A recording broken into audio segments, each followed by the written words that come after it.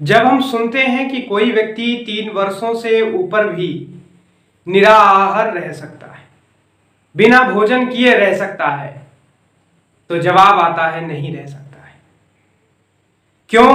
क्योंकि डॉक्टरों का जो विज्ञान है उनके आधार पर 60 दिन से ज्यादा बिना भोजन के, बिना अन्न को ग्रहण किए हुए कोई व्यक्ति जीवित नहीं रह सकता है।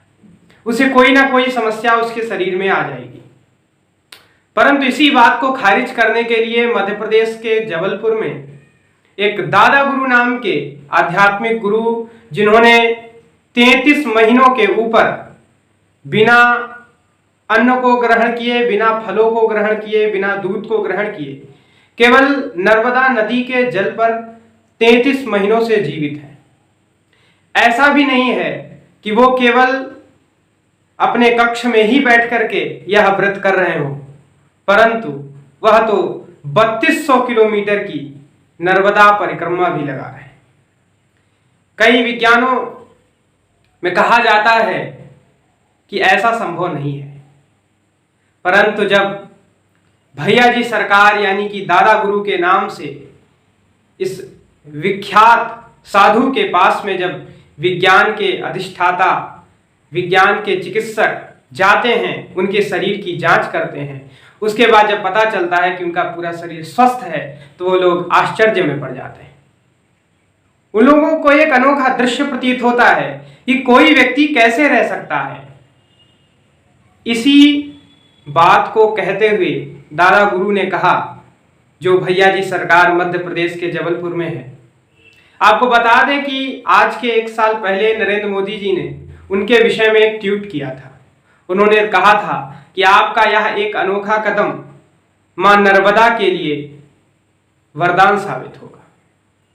उन्होंने मां नर्मदा की सेवा, प्रकृति से प्रेम, पर्यावरण को बचाने का एक संकल्प लेकर के यह अनुष्ठान प्रारंभ किया था। वह गांव-गांव जाकर के, घर-घर जाकर के लोगों को जगा रहे हैं कि वृक्षों से प्रेम करो। सुनने में तो यह भी आया है, कुछ वीडियोज के माध्यम से हमने देखा भी है कि वह वृक्षों से भी बात करते हैं, फूलों से भी बात करते हैं, पौधों से भी बात करते हैं, पशु पक्षियों से भी बात करते हैं, ऐसा बताया जाता है। चलती राह में कोई भी व्यक्ति, कोई भी अनाथ, कोई भी साधु सप्रेम मिलते हैं और उसकी समस्या सुन के उसका निदान कर देते हैं।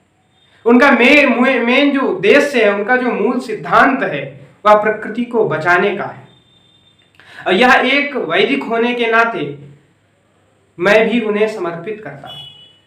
मैं भी उन्हें शुभकामनाएं प्रेषित करता हूं कि वे इस कार्य में सफल हों और संपूर्ण विश्व में एक नव जागरण की स्थापना हो, जिससे कि हमारा पर्यावरण सुरक्षित हो।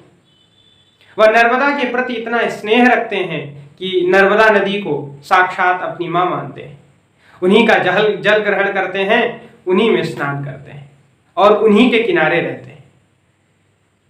उनसे कई लोगों ने पूछा कि साधु जी, संत जी, महाराज जी, आप पूज्य हैं, साधक हैं, आपका मठ कहाँ है?